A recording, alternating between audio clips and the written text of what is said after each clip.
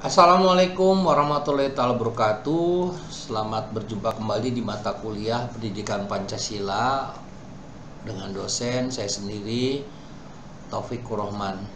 Pada kesempatan ini, Pendidikan Pancasila itu terdiri dari 2 SKS atau wajib lulus, di mana kompetensi yang diharapkan pertama adalah mahasiswa memiliki wawasan hidup bernegara. Mahasiswa memiliki sikap dan perilaku yang mencerminkan nilai-nilai Pancasila, religius, manusiawi, nasionalis, demokratis, dan adil, sehingga dapat mengamalkan ilmunya secara bertanggung jawab. Pokok bahasan terdiri dari 6, kajian ilmiah Pancasila, sejarah perumusan Pancasila, Pancasila sebagai sistem nilai, dan Pancasila sebagai ideologi negara, serta Undang-Undang Dasar 1945 dan amandemen, serta yang keenam adalah Pancasila sebagai paradigma pembangunan.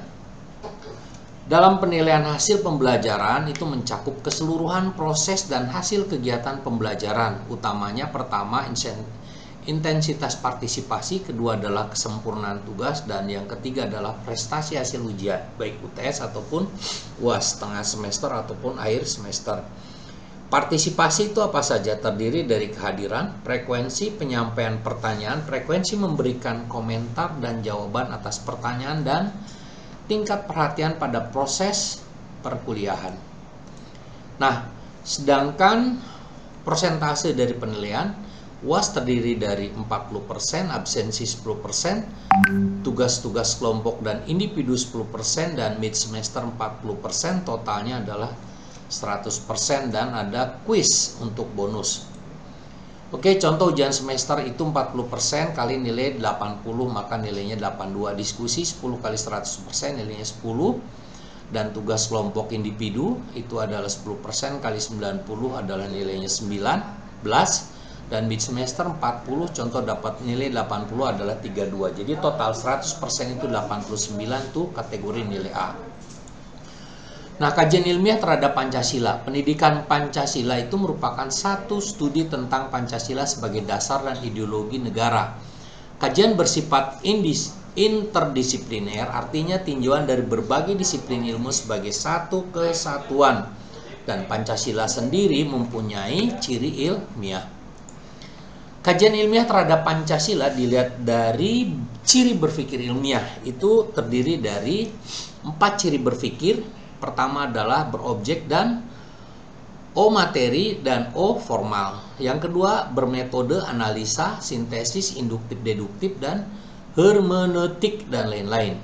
Yang ketiga bersistem, itu saling terkait antara hal pertanyaan sebagai satu keutuhan yang tidak bisa dipisahkan.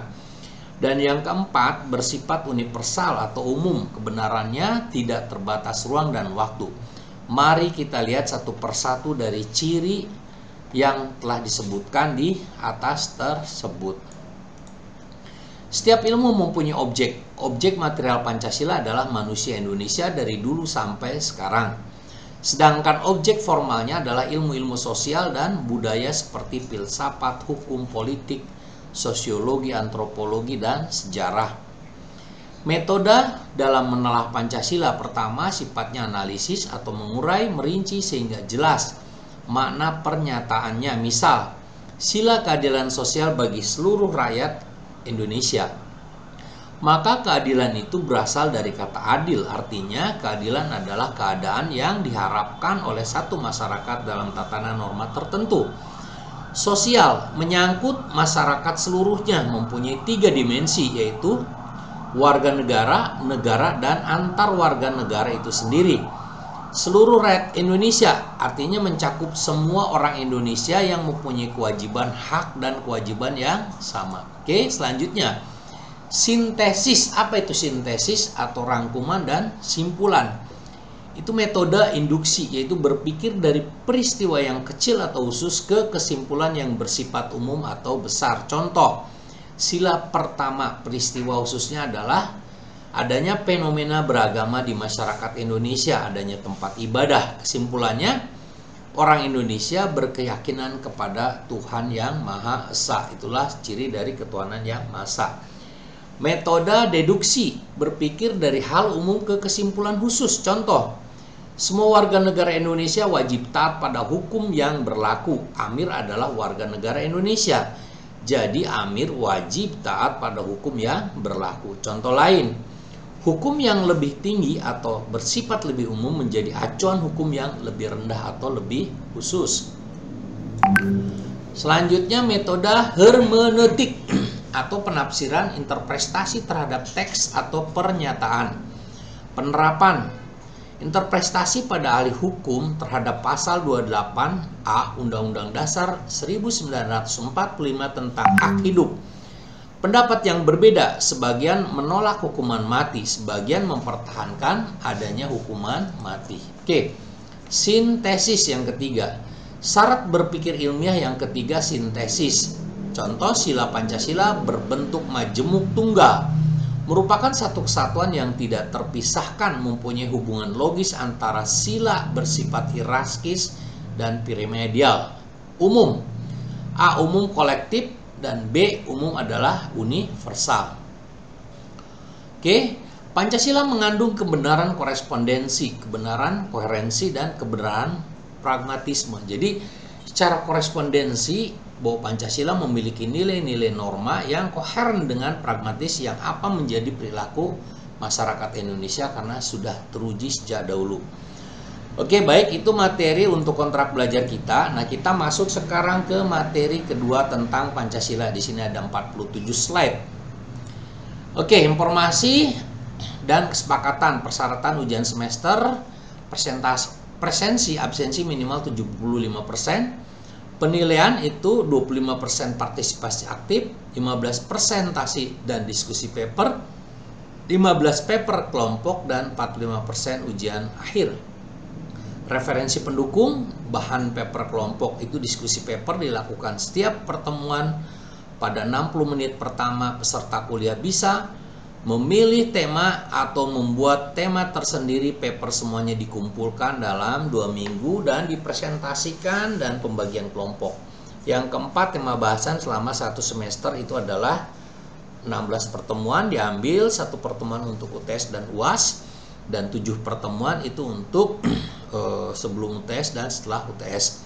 Tema paper itu misalkan A itu Pancasila dan globalisasi, itu menyangkut relevansi, tantangan dan peluang. Pancasila dan tantangan disintegrasi bangsa, itu masalah dan pemecahannya. C, Pancasila dan problema demokrasi, itu relevansi dan tantangannya. Pancasila dan problema keadaan, itu relevansi konsep keadilan Pancasila dengan realita. Pancasila dan kebinekaan atau peran dan relevansinya. Deskripsi mata kuliah. Mata kuliah ini diberikan kepada mahasiswa semua program studi. Mata kuliah ini menjelaskan tentang landasan dan tujuan pendidikan Pancasila.